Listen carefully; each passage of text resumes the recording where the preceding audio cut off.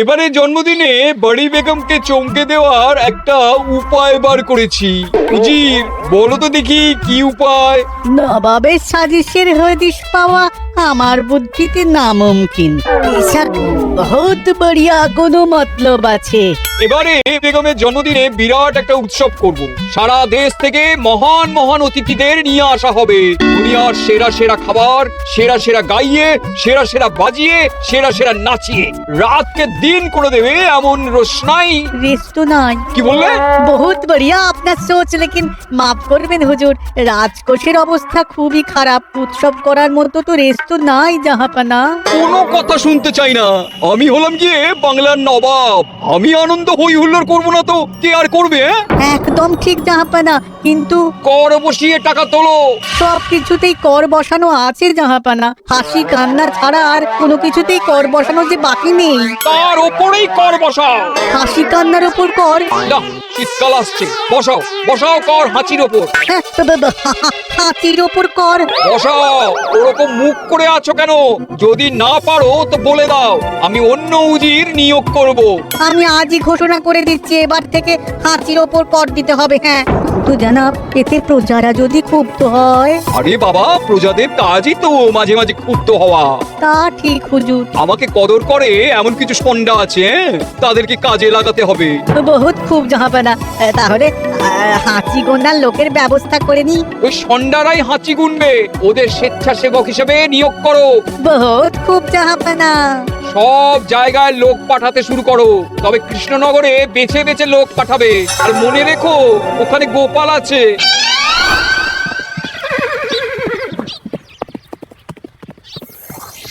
সব জায়গায় কর আদায়কারী পাঠিয়ে দেওয়া হয়েছে জাহাপানা। আপনার কথা মতো তাদের বলে দেওয়া হয়েছে যে আদায় হওয়া করের 10% তাদের বেতন হিসেবে দেওয়া হবে। সুতরাং কর আদায়ে কোনো ঢিলেমি হবে না। বহুত আচ্ছা, বহুত আচ্ছা।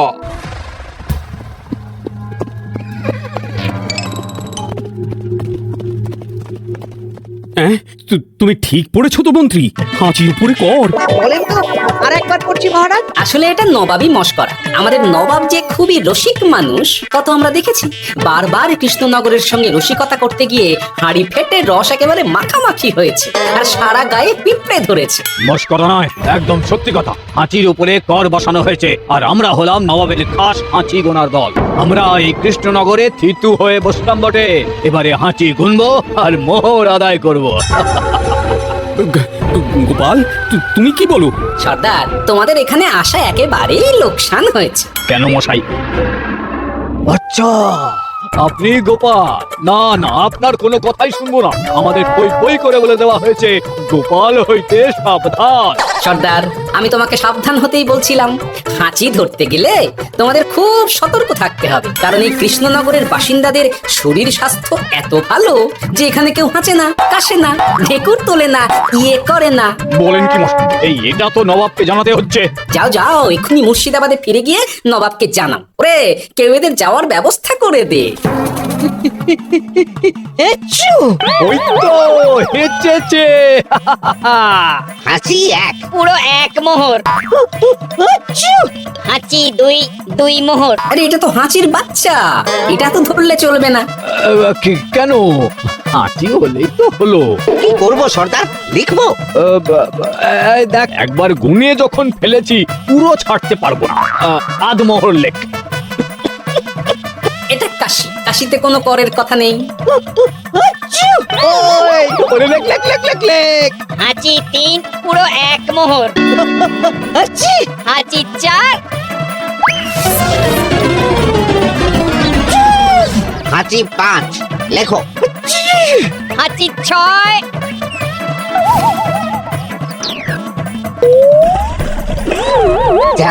যা কি রে, শুনেছিলাম কৃষ্ণনগরের মন্ত্রীটা মাথা মোটা। প্রমাণ হয়ে গেল, জল থেকে উঠবে যখন ঠান্ডা লেগে হাঁচি তো আরো বাড়বে। জলে বুড়বুড়ি উঠছে, বেটা জলের তলায় তলায় হাঁটছে। হাঁচি 7। এখনো তো ফিরলো না। বেলা গড়িয়ে দুপুর হয়ে গেল। ভাববেন না রাজামশাই, আমরা যারা যারা এখানে এসেছি সবাই ধড়িবাজ লোক। মন্ত্রীর হাঁচি নিংড়ে নিয়ে ফিরবে। ছি ছি ছি ছি ছি ছি ছি ছি ছি। কি হলো গোপাল? আমরা কৃষ্ণনগরের প্রবাদ প্রতিম আতিথেয়তার অসম্মান করেছি মহারাজ। কেন? কিভাবে? কখন? এখন মহারাজ এখন এনারা সেই সুদূর মুর্শিদাবাদ থেকে এসেছেন, আর আমরা এতক্ষণ শুধু অন্য কথাই বলে চলেছি, এনাদের আপ্যায়নের ব্যবস্থা করিনি। তাই তো। মহারাজ আপনি ব্যস্ত হবেন না। এই কে আছো? শোনো, এদের রাজ অতিথিশালাতে থাকার বিশেষ ব্যবস্থা করো। এদের খাবার যাবে মহারাজের পাকশাল থেকে। এদের সব সুবিধে অসুবিধে দেখার জন্য দাস দাসী নিযুক্ত থাকবে। চলো চলো। আরে দাঁড়াও সর্দার, হ্যাঁ বলুন। তোমাদের তো আবার গোপালের কথা শোনা বারণ। আমার ব্যবস্থায় বোধহয় তোমরা থাকবে না। বাদ দিন তো, আসলে ভয় ছিল আপনার বুদ্ধিকে, আর ভয় নেই। কেমন আগু পিছু বিচার না করেই বলে ফেললেন এখানে কেউ হাঁচে না। বুঝে গেছি, আসলে গোপাল হলো গল্প। চলো চলো, ও বড্ড খিদে পেয়েছে। প্রহরী, এই সর্দারের দলের বাকি লোকগুলো এলে এদেরকেও অতিথিশালায় নিয়ে যেও। হ্যাঁ আচ্ছা। কি গোপাল, এই রক্তচোষাগুলোর জন্য তুমি রাজনিবাস আর রাজভোগের ব্যবস্থা করে দিলে? গোপাল কার পক্ষে মহারাজ? এতক্ষণ গোপালের সব কাজ তো কৃষ্ণনগরের বিপক্ষে গেল। বটেই তো, আমি মনে মনে গণনা করে দেখলাম গোপালের শুল যোগ শুরু হয়েছে। আগামী 1 যুগ ধরে গোপাল যেখানে থাকবে সেখানে রাহুর প্রকোপে দুঃখ দারিদ্র মহামারী একসঙ্গে এসে ধরা পড়বে। মহারাজ, গোপাল কখনো কৃষ্ণনগরের খারাপ ভাবেনি। সে যখন ওই রক্তচোষাদের রাজভোগে রাখার ব্যবস্থা করেছে, তখন বুঝতে হবে এর মধ্যে একটা ঘোরতর পেঁচ আছে। গোপালই তাহলে বলুক কি পেঁচ। মহারাজ, মানুষ বিলাসের সুযোগ পেলে কাজ ভুলে বিলাসেই ডুবে থাকে। কত সম্রাট মহাসম্রাট বিলাসিতায় ডুবে কত সাম্রাজ্য মহাসাম্রাজ্য ভেঙে টুকরো করেছে। এরা তো নবাবের পাঠানো কিছু মূর্খ বালক মাত্র মহারাজ। এদের রাজভোগে ডুবিয়ে দিলে হাঁচির কথা কি এদের মনে থাকবে?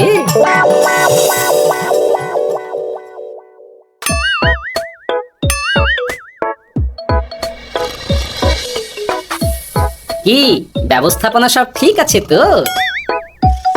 হ্যাঁ হ্যাঁ, খাসা ব্যবস্থা হয়েছে। আপনারা আমাদের অতিথি বলে কথা, আরাম করুন।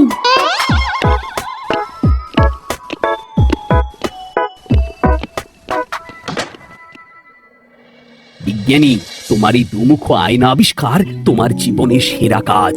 একদিক দিয়ে আয়না, অন্য দিক দিয়ে কাঁচ। কেউ জানতেই পারবে না যে তার উপর নজর রাখা হচ্ছে। অনবদ্য অনবদ্য। মহারাজের জয় হোক। কিন্তু মহারাজ, এই কৃতিত্বের মূল ভাগীদার আমাদের মন্ত্রী। এই কি? হ্যাঁ মহারাজ, মন্ত্রীর দুমুখ কাজকর্ম দেখেই দুমুখ আয়নার কথা আমার মাথায় আসে। মুখ সামলে কথা বলো বিজ্ঞানী। ওরা শুনতে পাচ্ছে। যা চেঁচালেন 20 ইঞ্চির দেওয়াল ভেদ করে ওদিকে চলে যাবে কথা। এই কে যেন কাকে মুখ সামলে কথা বলতে বললো?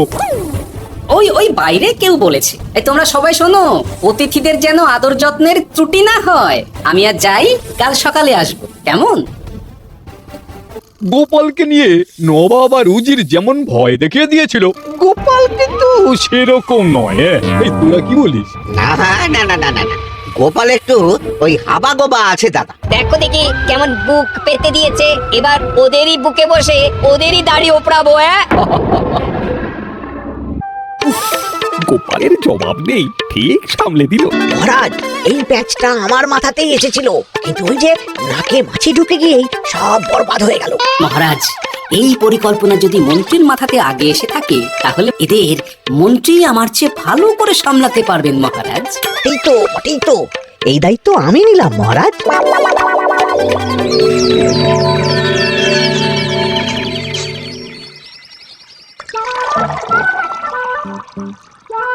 আহা, সকালে ঘুম থেকে উঠে এই রকম বেলের পানা যেন স্বর্গের অমৃত। আছে আছে, আরো আছে। পানীয়, খাদ্য, আরাম, আয়েস, যত চাও তত পাবে। এ কি, আপনি গোপাল কোথায়?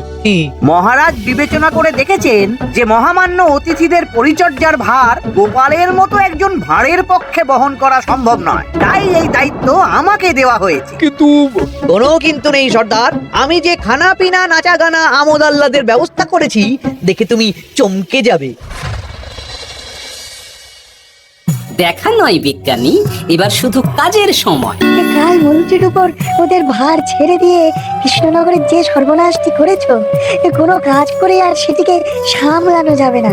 হ্যাঁ, আহা, তোমার দেখছি মন্ত্রীর উপরে একটুও আস্থা নেই। ঠিক কি প্যাচ করছো বলো তো? প্যাচের কথা পরে হবে, তোমাকে যত তাড়াতাড়ি সম্ভব হাঁচির ওষুধ আবিষ্কার করতে হবে। হাঁচির ওষুধ? হ্যাঁ, হাঁচির ওষুধ। ওভাবে দেখছো কি বন্ধু, তোমাদের কাজের সব দায়িত্ব এখন আমার কাঁধে। তোমরা আমোদ করবে আর আমি কর আদায় করে তোমার হাতে এনে তুলে দেব। সর্দার, এর মধ্যে একটা চাল আছে মনে হচ্ছে। কি আর আমি বুঝিনি। এখন কি করবে? বিশ্বাস করে আদায় উসুলের ভার এর উপরে ছেড়ে দেবে? পাগল নাকি? মন্ত্রী মশাই, বলো বন্ধু। বলছিলাম আর দেরিতে কাজ কি?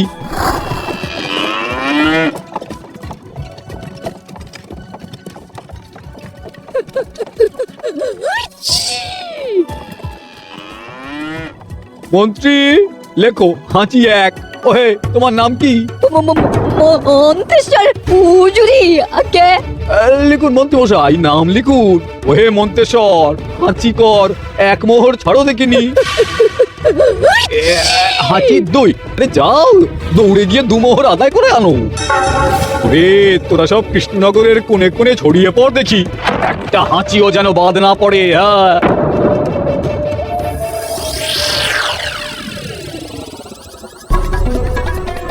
এটা হুজুরে আলা বর্ধমান, খাম্বাত এবং কৃষ্ণনগর থেকে। চমৎকার চমৎকার। তাহলে গোপাল কিছু করতে পারেনি, আমাদের যুব শক্তি কৃষ্ণনগরকে পুরো নিংড়ে নিয়ে আসছে। মহারাজ কৃষ্ণচন্দ্রের একটা আবেদন আছে জানাব। এই হাঁচি করের 30% যদি ওই রাজ্যকে দেওয়া যায় তাহলে আদায় উসুল আরো ভালো হবে। ওরা বলেছে যে আপনি যদি 30% দেন তাহলে কর আদায় একেবারে জান লড়িয়ে দেবে। মঞ্জুর মঞ্জুর। আর একটা আর্জি আছে হুজুর, কৃষ্ণচন্দ্র কদিন বাদে নবাবকে কৃষ্ণনগরে আমন্ত্রণ জানিয়েছে। কেন? কৃষ্ণনগরের নবাব এবং তার উন্নয়ন উপলক্ষে এক মহোৎসব হবে। সেই সঙ্গে শহরে থাকা ইংরেজদের কাছেও নবাবের সৈন্য বলের এবং নবাব ও কৃষ্ণনগরের মধ্যে পারস্পরিক ভ্রাতৃত্বের সম্পর্কের বার্তাও পৌঁছে দেওয়া যাবে। নবাবের অধীনস্থ রাজারা নবাবের শত্রু, এই রকম একটা ধারণা থেকে ইংরেজরা ইদানিং বেপরোয়া হয়ে উঠেছে, তাতে লাগাম উঠবে। বহুত খুব, মঞ্জুর মঞ্জুর মঞ্জুর।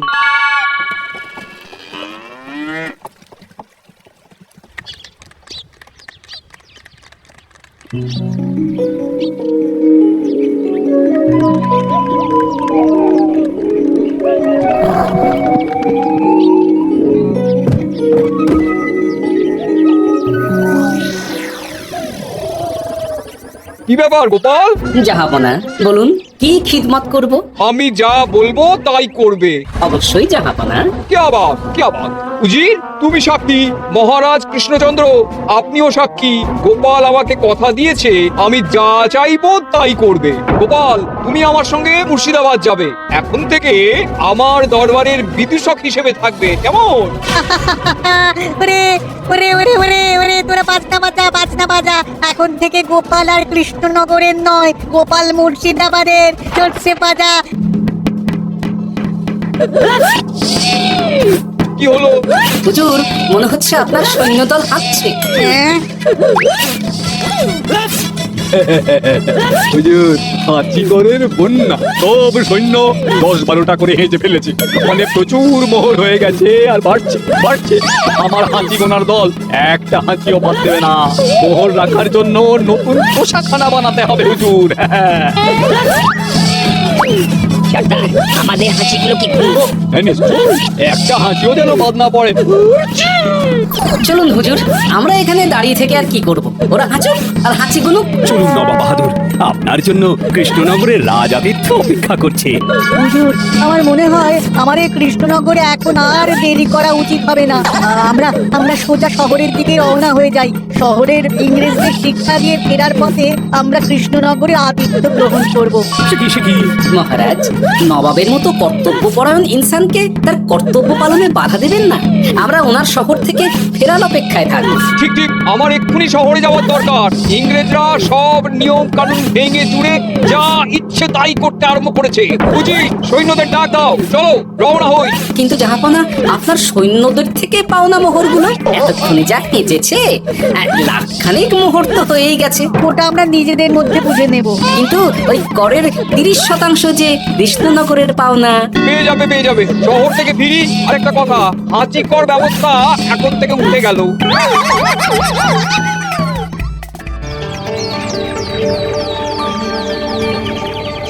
মহারাজ, কিভাবে গোপাল ভাঁড় মহাশয় নবাবের উন্মাদের মতো জারি করা ওই হাঁচিকর থেকে আমাদের সকলকে রক্ষা করেছেন তা আমরা সকলেই জানি। সমাজের তরফ থেকে তাই গোপালকে সামান্য উপহার। ওহ গোপাল, সত্যি তোমার জবাব নেই। কিছুই হতো না যদি না বিজ্ঞানী ওই হাঁচি চূর্ণ আবিষ্কার করত।